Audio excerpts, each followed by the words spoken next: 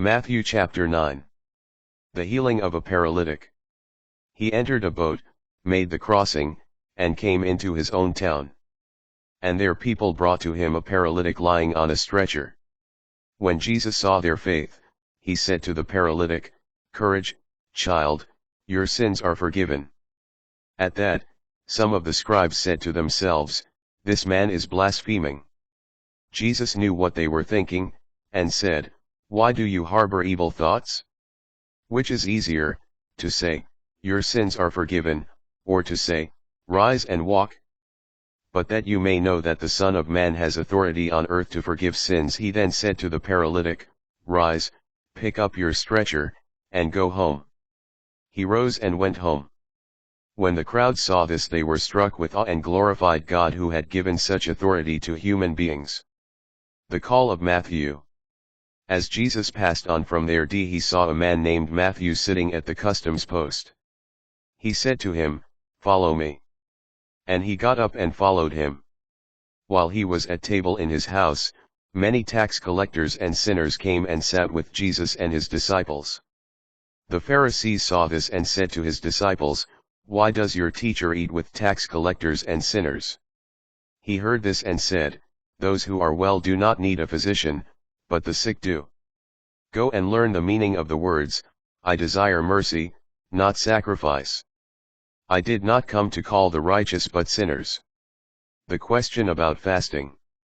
Then the disciples of John approached him and said, "Why do we and the Pharisees fast much, but your disciples do not fast?" Jesus answered them, "Can the wedding guests mourn as long as the bridegroom is with them? The days will come when the bridegroom is taken away from them, and then they will fast.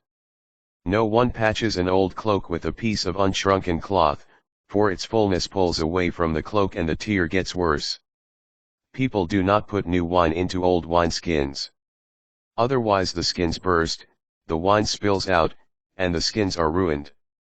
Rather, they pour new wine into fresh wineskins, and both are preserved." The official's daughter and the woman with the hemorrhage. While he was saying these things to them, an official came forward, knelt down before him, and said, "My daughter has just died. But come, lay your hand on her, and she will live."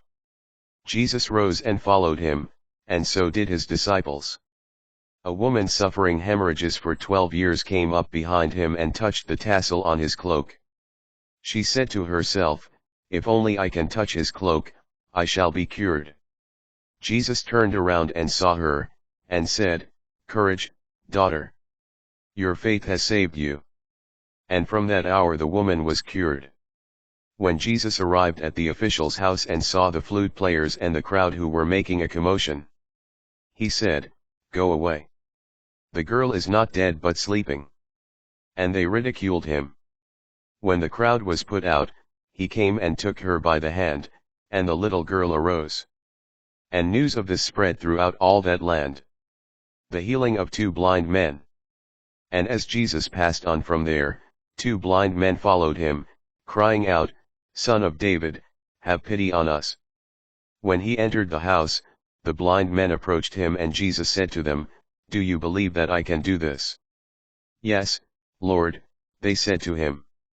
Then he touched their eyes and said, "Let it be done for you according to your faith." And their eyes were opened. Jesus warned them sternly, "See that no one knows about this." But they went out and spread word of him through all that land. The healing of a mute person. As they were going out, a demoniac who could not speak was brought to him. And when the demon was driven out, the mute person spoke. The crowds were amazed and said, "Nothing like this has ever been seen in Israel." But the Pharisees said, "He drives out demons by the prince of demons." The compassion of Jesus. Jesus went around to all the towns and villages, teaching in their synagogues, proclaiming the gospel of the kingdom, and curing every disease and illness. At the sight of the crowds, his heart was moved with pity for them, because they were troubled and abandoned, like sheep without a shepherd. Then he said to his disciples, "The harvest is abundant but the laborers are few. So ask the master of the harvest to send out laborers for his harvest."